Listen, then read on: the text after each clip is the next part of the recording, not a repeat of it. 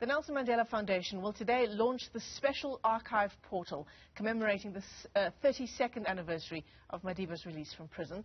In September 2004, when the Centre of Memory was founded, the late statesman said archived material would serve as an inspiration for coming generations and help them appreciate the journey taken by those who fought for freedom.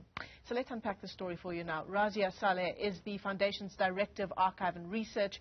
She joins us now via our video link this morning. Razia, it's great to talk to you, particularly, and I'm sure you've chosen the day of the launch very particularly, it being the 11th of February today, harking back to 1990. Morning. Yes, we decided to choose today because it's the 32nd anniversary of Madiba's relief. It has great significance for the foundation and for the country. So we will be launching our online archive website called Archive at the Center of Memory. It's called Archive at the Center of Memory. Is that what you said? Yes, that's what I'm saying. So tell us more about, let's perhaps start with today's date and the day that all of us sort of have on our minds as we think about the 11th of February 1990. Now, 32 years later, what's some of the archived material that you have at the center that reminds us of this day?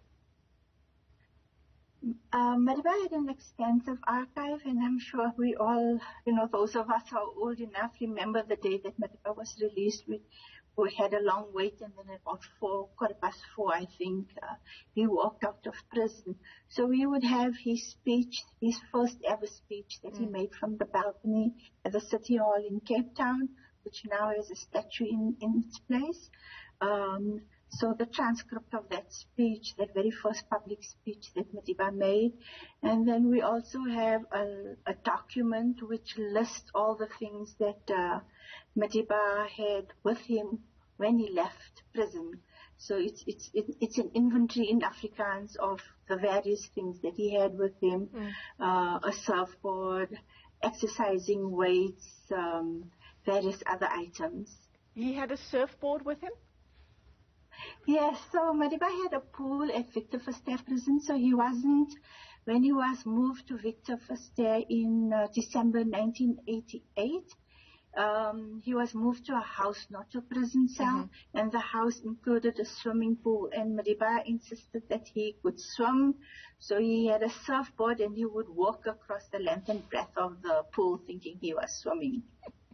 I mean, this is the kind of incredible memory that the archive obviously has, that perhaps South Africans and other people around the world wouldn't know, these various details around his life in prison, and the things, a surfboard comes as a surprise to me and to Ayanda, who is sitting next to me as well. People don't know this kind of thing about him, and it's why it's so important to have this center of memory for someone like Nelson Mandela. Yes, I think this really was brought home to us when the Fees Must Fall campaign started a few years back. There were, talks and discussion of Madiba being a sellout and doing a deal with the party government. And we actually engaged with those student leaders. And they were quite surprised to learn all the things that we had to show and tell about Madiba. And I must say a few of them did change their mind after the engagement with us, that Madiba was not a sellout and that it was due to him that we have the freedoms that we have today, well, in partly due to him and to his other comrades, and that the freedom we have today. So we think that Madiba's legacy has a lot of resonance. It's quite important to understand it, to analyze it, to discuss it, especially with people, the born-frees, the people who were born post-apartheid. Definitely. So tell us more about the Madiba archive at the Center of Memory, Razia, because some of the memories, some of the things that he had with him, for example, on the day that he left prison, the 11th of February 1990, you've just told us about one instance that the archive has documented in a particular way. I mean, that means you must have thousands of various things that make up this archive. Yes, the Madiba archive, we say, is infinite and fragmented, so it's a huge, 95 years of life you would accumulate a lot of things.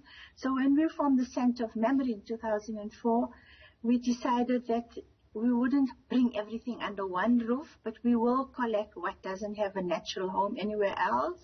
So the archive that we have is small and manageable. The earliest record that we have of Madiba is Methodist membership card. So Madiba's mother had converted to Christianity, and Madiba attended the Methodist Sunday School. So in 2004, when the Center of Memory was established, he handed over his membership cards to Sunday School. So that's the oldest document that we have of Madiba. Then in terms of photographs, we unfortunately have not found very early photos of Madiba. You know, he was born in quite a rural environment, and we don't think photography really reached the rural parts of South Africa in the early part of last century. So the earliest photo we have of him is at Hilltown, the high school that he attended, 1937, 1938, and the photo dates from 1938. It's a classroom photo, so there's two of those. One we think is his own class, and the other one we think is the entire grade. And Madiba is one of many people in those two photos. Yeah. So those are the oldest photos we have of Madiba. We also have various other photos and documents from the earlier period, but not too many. And then, of course, the whole period that he was in jail, we just have a limited amount of material. So we have his prison notebooks. Two notebooks of his prison letters from 1969 to 1971. So Madiba would write out his letters in these notebooks like a draft, and then he would copy it onto a letter sheet, and it's the letter sheet that he would hand over to the prison warder to post onwards. So that's really precious. Yeah. That was given to us in 2004 by a warder called Donald Card. Donald Card was a warder and an intelligence officer, and he was given these two notebooks which were confiscated from Madiba, from his cell, and sent to Donald Card for analysis, looking for hidden coded messages. But Donald Card himself had retired or resigned from the prison service and the intelligence service, and he just kept these two notebooks at his home in East London. And then in 2004, he asked to meet with Madiba, came over and handed them over. So we're very pleased to have them. We think there would have been books, those books where Madiba drafted these letters before and after that period, but we haven't come across them. So in an ironic way, the fact that these two notebooks were confiscated have actually preserved them. And most of these letters now appear in our book that we did of Madiba's letters, prison letters of Nelson Mandela.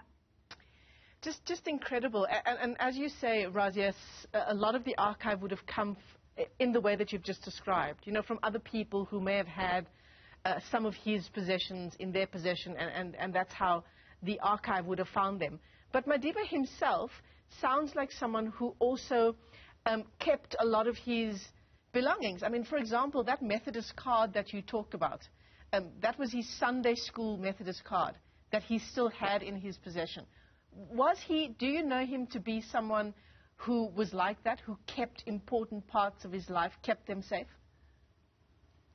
Yes, I think, you know, he had no control over his material. Before he went to prison, he was underground, you know, on the run. So we don't have too much of that kind of material. But after he was released in 1990, we have what we call his note and notebooks collection. So it's all his various writings from the time that he left prison. So he kept it all. So if he would be on a trip and he was in a hotel, he would use scraps of people. You know, you get these notepads in hotels, complimentary notepads, so there would things be written on that during Codesa, you know, various bits and pieces of paper. There's actually a lovely piece of like a sticky note which is writing to Mamwini saying she must please send him a set of clothes because he's not going to be coming home. He's going to be staying over during the negotiations process and it's taking much longer. So we've got various that kind of material, notepads with drafts of speech. When he attends meeting, it's as if he's the minute taker of the meeting because he would note what everyone would say, and we think that helps him to deliberate and to, to focus in the meeting. So he would have Joe Modisa says this and Klantla is saying this, various people in the meeting, what their viewpoint is. He would note it down in a summarized form. So we have those extensive collections. Razia, it's been a great pleasure talking to you this morning, and all the best with the launch of the Madiba archive at the Center of Memory today. Great to talk to you indeed. And of course, that's a story we're tracking for you on this day, the 11th of February. 1990 is the day we are harking back to 32 years ago. What beautiful nuggets and details that came out of that discussion. In a moment where you would have thought that we've said everything there is to say about Madiba, but obviously there's a whole lot more still to learn about them. So he had a surfboard at Victor Verster Prison, and he would use it to walk across the pool. Okay, we shouldn't judge in hindsight, should we?